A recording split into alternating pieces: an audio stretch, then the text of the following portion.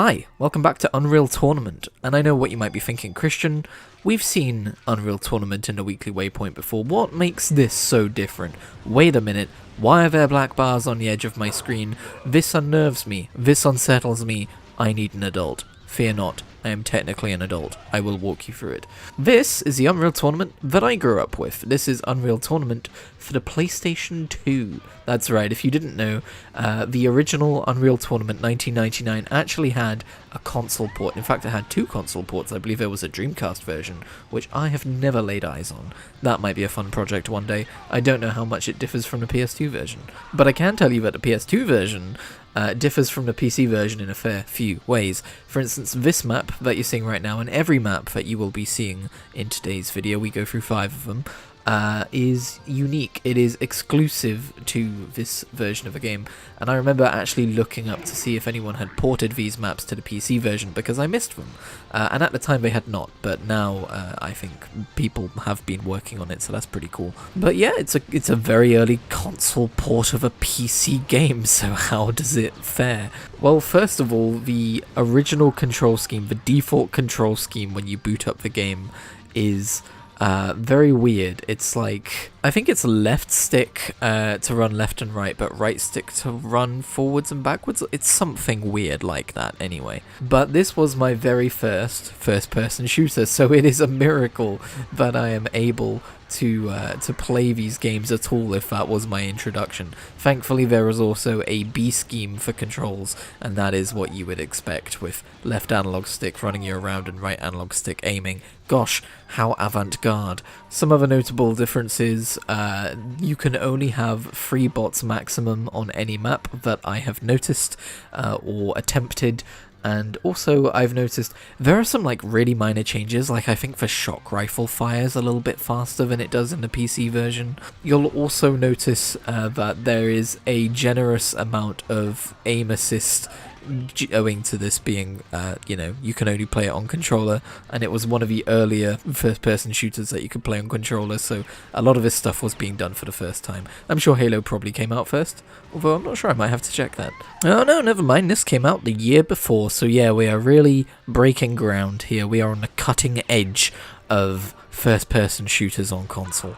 Oh, and I believe there's also like a music track in here that I didn't recognize, so maybe it has some new music tracks as well. I'm pretty familiar with the soundtrack, and I don't know, maybe not. But yeah, once upon a time, Dad randomly decided to grab this game off of eBay, and he was like, "Here, son, do you want to play a shooter game?" And I said, "Gee, thanks, Dad." This is definitely how we spoke to each other. I think he bought it for himself, but yeah, like, I remember him handing it to me and being like, "Do you want to test this one out?" And then I just sunk days, months, years into this game. And I remember when I eventually got a bit older and got my first laptop and got the PC version of this game on Steam, back when you could still buy it on Steam, Glare, I remember being like, oh, it's a little different, in ways I couldn't quite put my finger on because I hadn't played the PS2 version for a while by then. But now I can, and I think that's all I really have to say on the matter. But yeah, hey, look, PS2 version of Unreal Tournament, isn't that neat? I've wanted to get this on a weekly waypoint for a while, but I was running into some technical hurdles.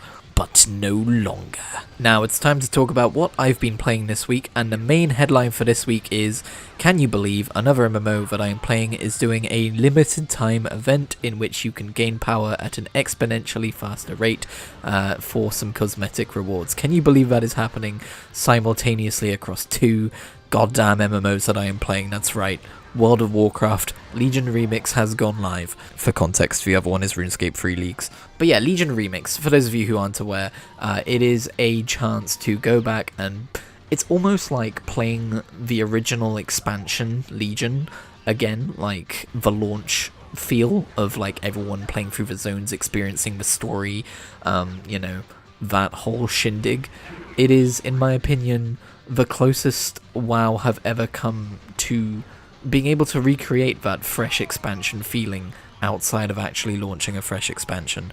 It's great. They previously did this once before with Pandaria Remix, and can you believe it? They've done it again, the mad bastards. Now, it's not like it's impossible to go back and play through Legion on a fresh character to get decent XP rates and stuff.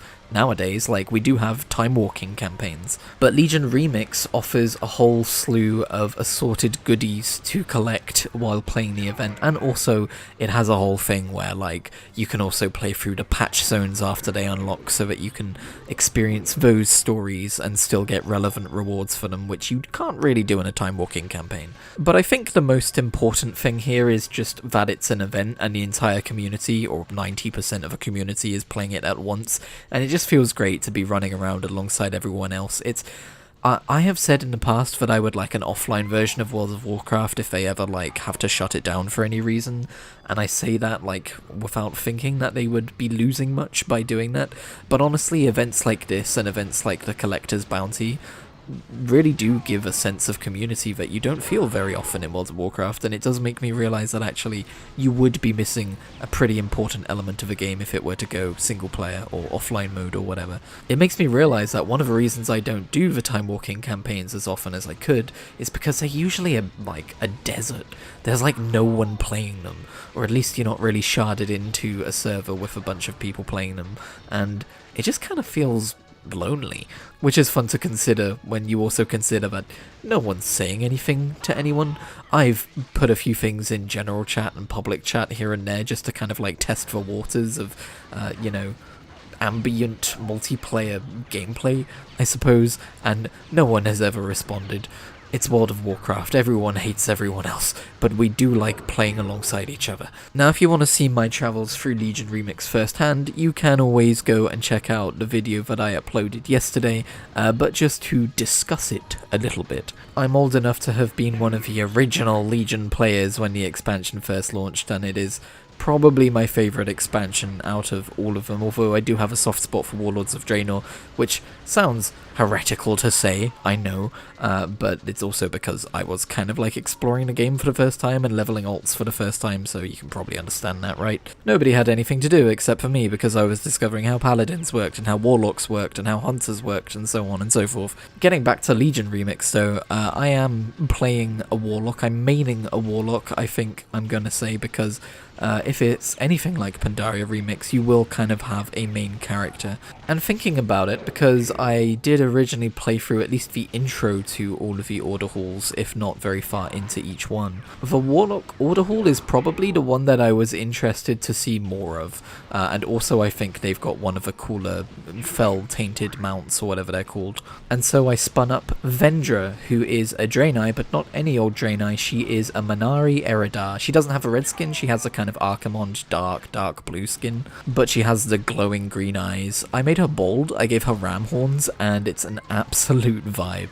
Does make it a little bit awkward when I'm saving the Exodar from, you know, Eridari, who clearly look a lot like me, but let's not worry about that too much. My headcanon is just that, you know, the Bronze Dragonflight alter the perceptions of those around me, so they just see me as a normal, bog-standard Eridar lady. I mean Draenei lady, shit. It's kind of the same thing, but it's also kind of not the same thing. Anyway, I decided to go Demonology because last time I played Warlock was Affliction, and the time before that was Destruction, and the time before that was Demonology, so Demonology's turn has come again. I'm trying not to worry too much about having multiple characters of the same class spec combination anymore. I'm just, you know, I'm treating them like Diablo characters, you know, you're gonna spin up duplicates eventually, but it's fun all the same. And you know what I've learned in my travels through Legion Remix so far? I think Demonology Warlock might be the most fun casting class in the game, and I say that as someone who mains a balanced druid. I am of course familiar with Demonology Warlock, but I haven't played in a little while, and it seems like every time Blizzard have updated the specs since I last played it, they've just doubled down and gone more demons, they need more demons. Technically soul shards are my resource, my class resource, but it kind of feels more like imps are my class resource.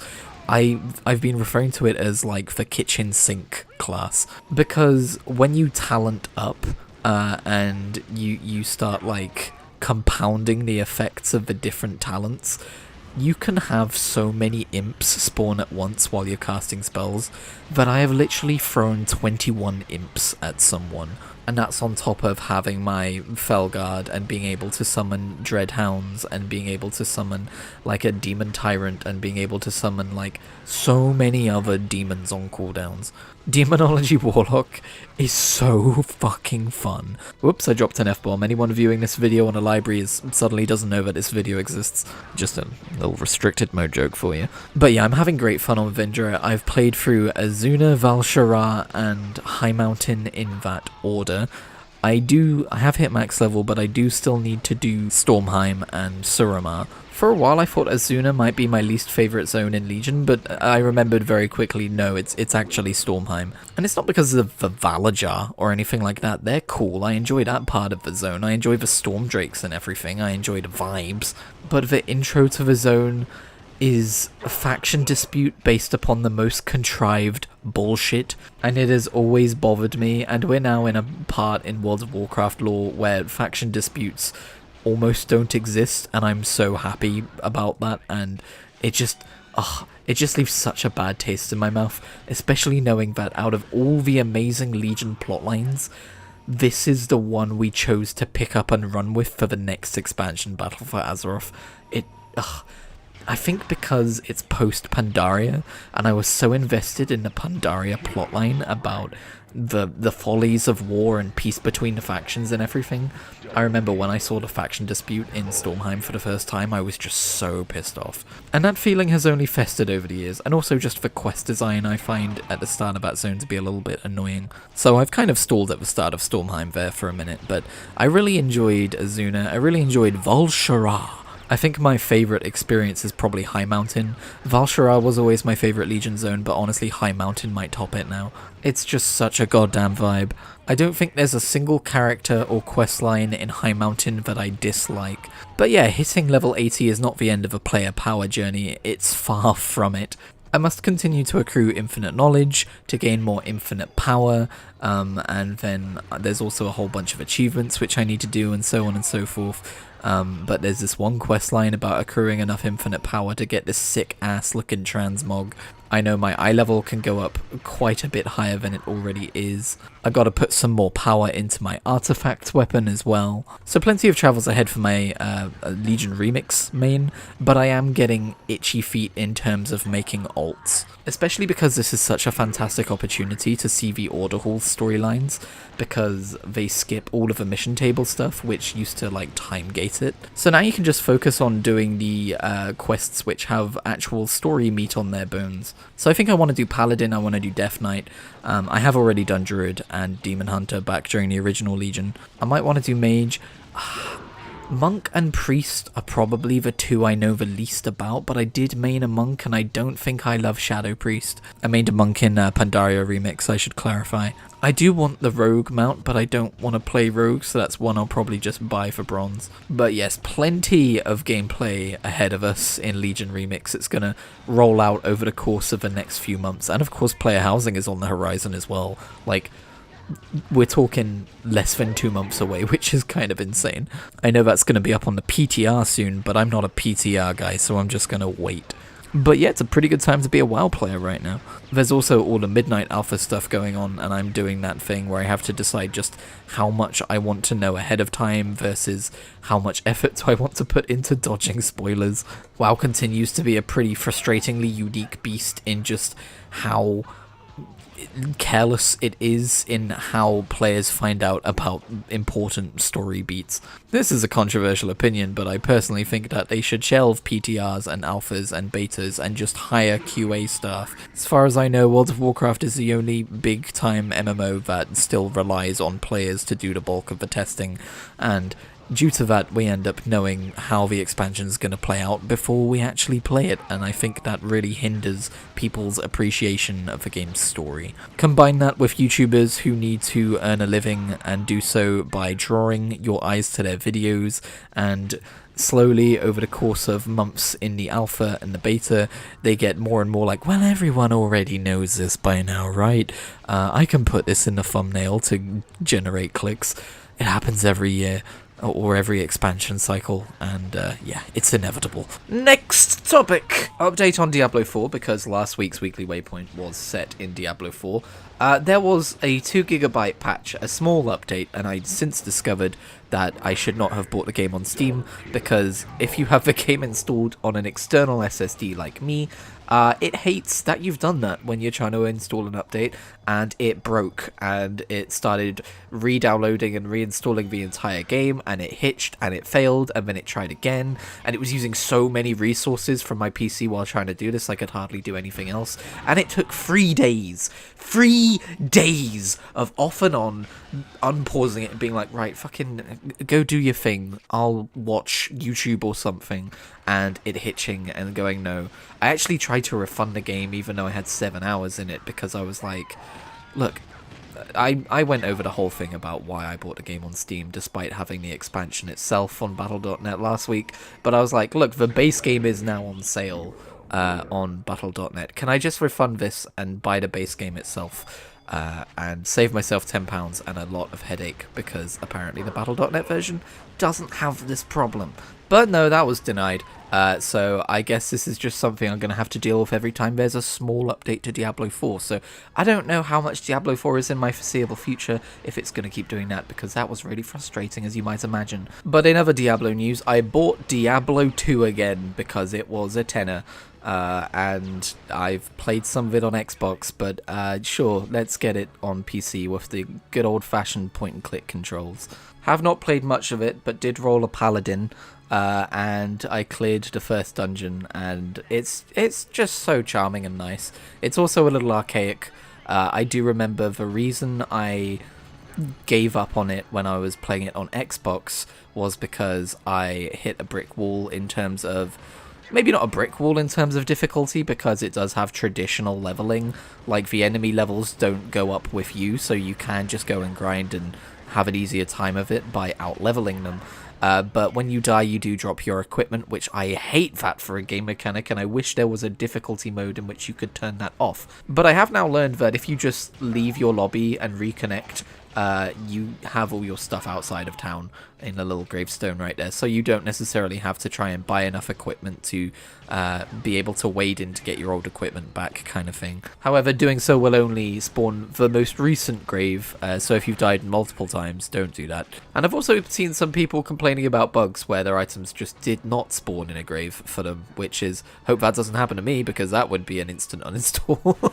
But yeah, Diablo 2, maybe I'll spend more time with that game. But speaking of old spooky games, because I swear I'm not just trying to like follow up on that video I put out about the best spooky games for October, but I kind of am at the same time. Back during the Steam sale, I might have already mentioned it, but I picked up the Castlevania Advanced Collection and the Castlevania Dominus Collection, because I've always wanted to get into Castlevania games, and as it turned out, playing the original NES title wasn't it. I did start with Circle of the Moon, and I quickly realised that's more NES title in terms of difficulty, maybe not quite as hard, but it's very punishing and unforgiving right from the very start, and while that can be fun, it's not necessarily the Castlevania experience that I was looking for. And I think I have mentioned this, but I ran into a bug where I tried to quick save and my game crashed and it did not quick save and all my progress was lost.